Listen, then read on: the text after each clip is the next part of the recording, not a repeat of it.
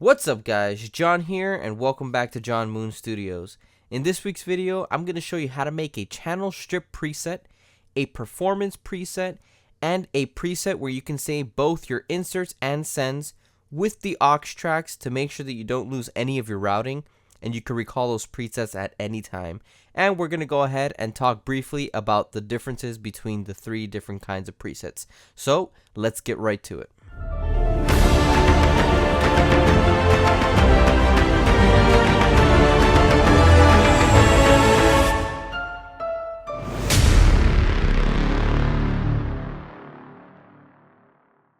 Alright, so the first preset we're going to talk about is the channel strip preset. So I'm going to go ahead and open up my mixer.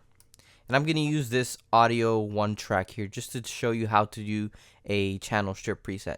So let's say you have just some inserts. So I'm just going to put in a couple of inserts. So I'm going to put in this Kramer tape from Waves.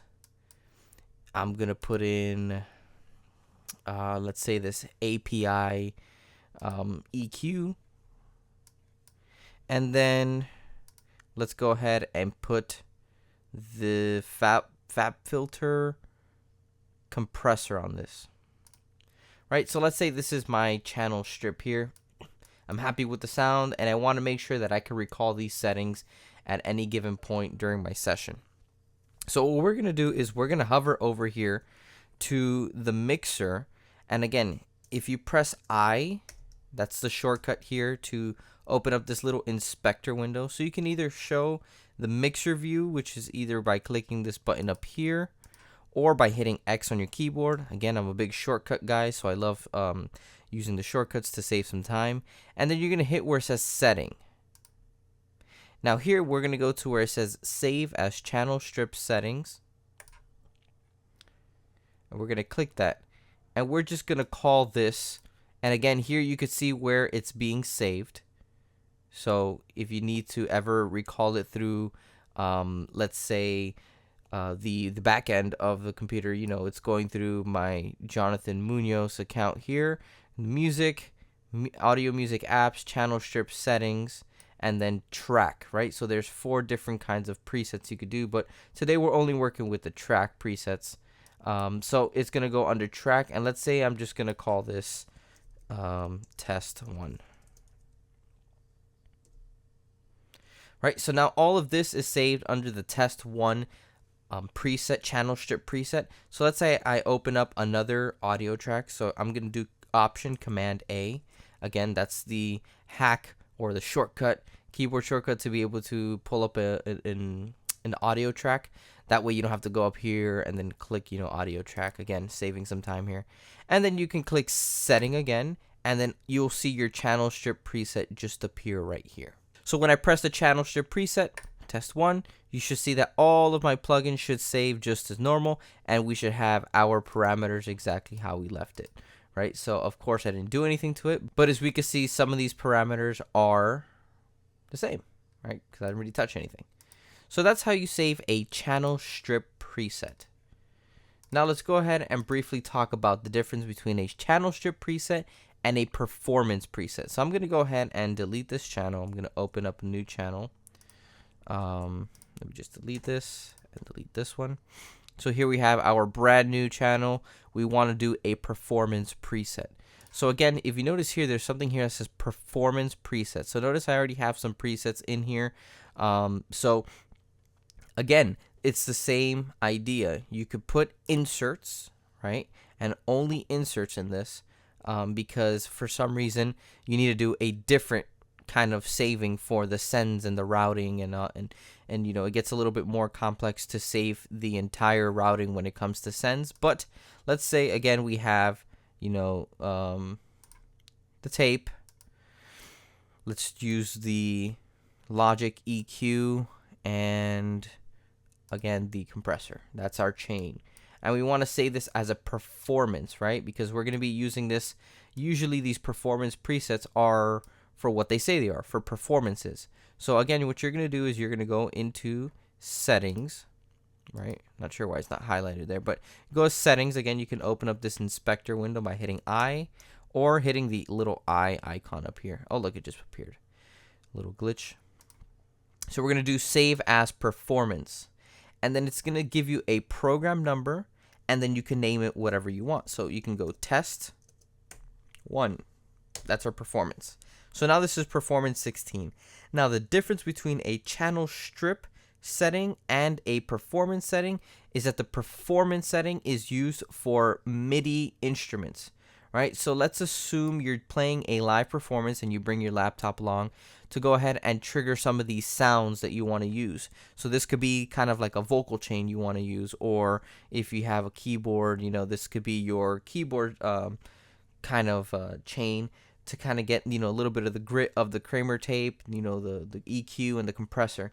Now what this does is on the actual keyboard, you can actually now select through the programs in the performance section. So if I go ahead and use my keyboard, and there's a button on my keyboard, again I'm using the Nectar Impact LX88 Plus. There's 2 buttons that says patch left and patch right. Okay, so now I'm going to go ahead and hit patch right, and you're going to see that while clicked on the home screen, the program number is going to change. So there I go back to 00, there I go back to 001, 002, 3, 4, 5, 6, and again, it's very easily controllable through the keyboard. Or let's say you have a Helix that you have the MIDI cables on it. Again, you can control the bank and switch over these different sounds. That way you can have your own personal signal chain through Logic playing through your computer in a live performance setting. So again, this is the same thing as a channel strip setting. The only thing is that now you have it programmed to a MIDI number, and you could create to as many, I think up to 256, but I could be wrong, as many presets as you want, and you can go ahead and save it just under performance. And again, I'm switching this all through my MIDI keyboard. Right, so those are the differences between the channel strip setting and your performance settings. So now let's go ahead and reset channel strip.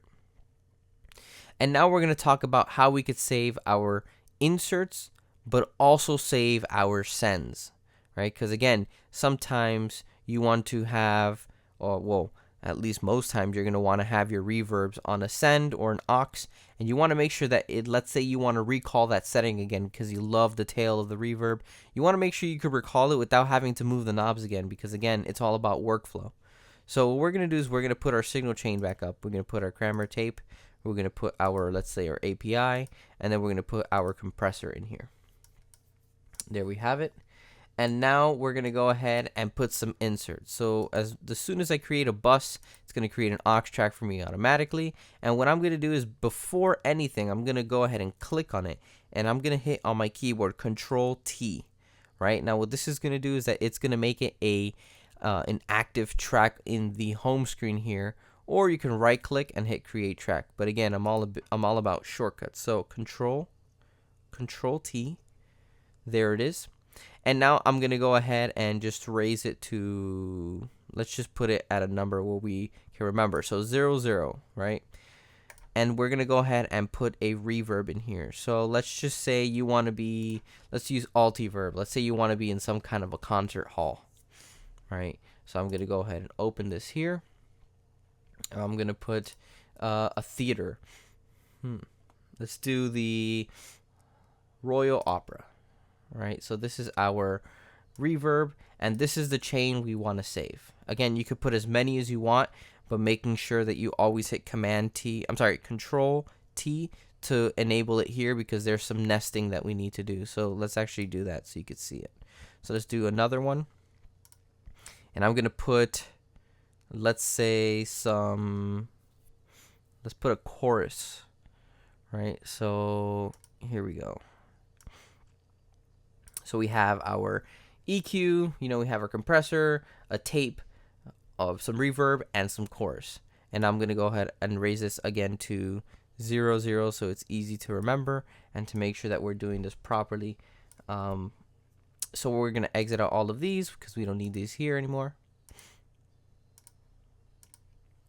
And now, again, I need to create the track. So Control T, bring it out there. And we're going to call this, reverb. And we're going to call this one chorus. Now, in order for this to work, you need to nest or put in a folder these tracks. So in Logic is called a summing folder. So I'm gonna go ahead and highlight all these three, and then I'm gonna go ahead and right click and then go to where it says create a track stack. So again, the shortcut is Shift Command D. So let's go ahead and use the shortcut Shift Command D.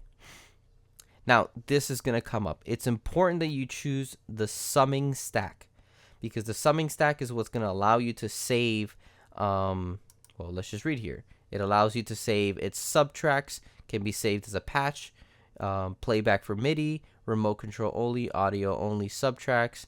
So again, this is to, be able to save it as what we call now a patch, right? Which essentially is a preset because you just open it and it's preset, right? But this is what we call a patch here. If you use the folder, you're just organizing your files inside the projects, so you don't have that many tracks open. You could collapse it at any time, but we want a summing stack, so we're going to create that, and let's call this, I don't know, guitar chain.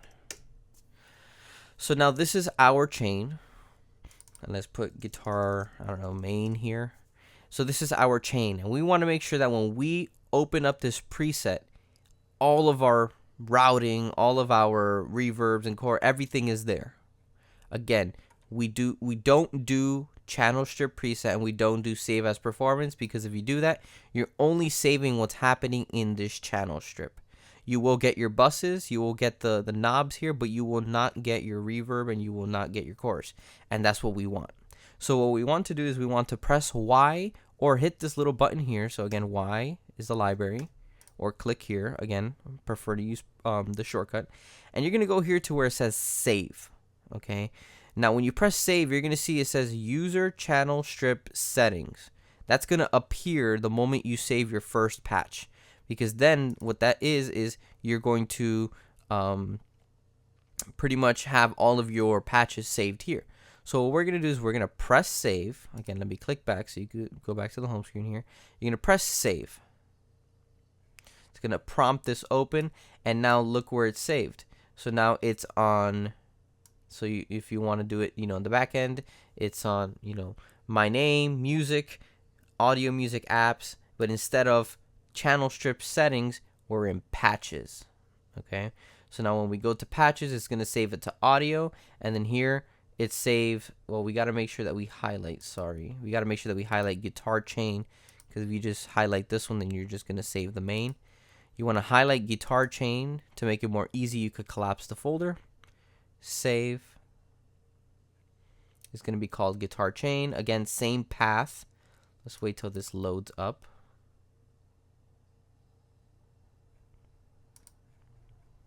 Let me do it again, making sure that you can see the, I guess it doesn't want to load. But anyways, you know the idea. So you're going to go ahead and put guitar chain and then press save. Now, when we go back to the home, we're going to see that it says user patches, right? And then you're going to go to guitar chain. See? Now, if we press this guitar chain, so let me go ahead and open up a new track, and I'm actually going to delete this entire thing so see if it's actually working.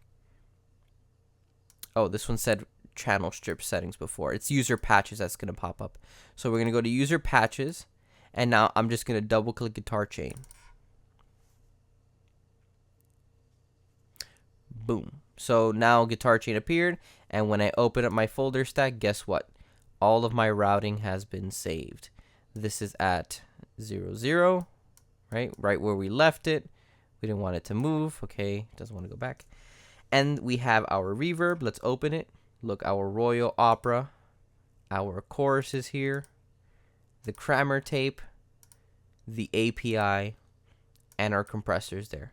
So now you have just saved your entire patch. So now anytime, let's say you do a vocal chain and you love the way it sounds and you want to be able to recall that at any time because that's your signature sound, well, this is the way that you you save your patch so you don't lose any of that information. And again, you can have an unlimited amount of buses, auxes, whatever you want, but make sure you create the summing stack here. If you don't create that summing stack, highlight the actual folder, so collapse it, highlight the actual folder, save here at the library. If you don't do all of this, then you're most likely running into the trouble of just saving your inserts and your buses here, but without saving the actual aux tracks. So that's it for this video. If you have any questions, please drop your comments down below. Make sure to share with a friend. Don't forget to hit the like button, subscribe, and I'll catch you guys later.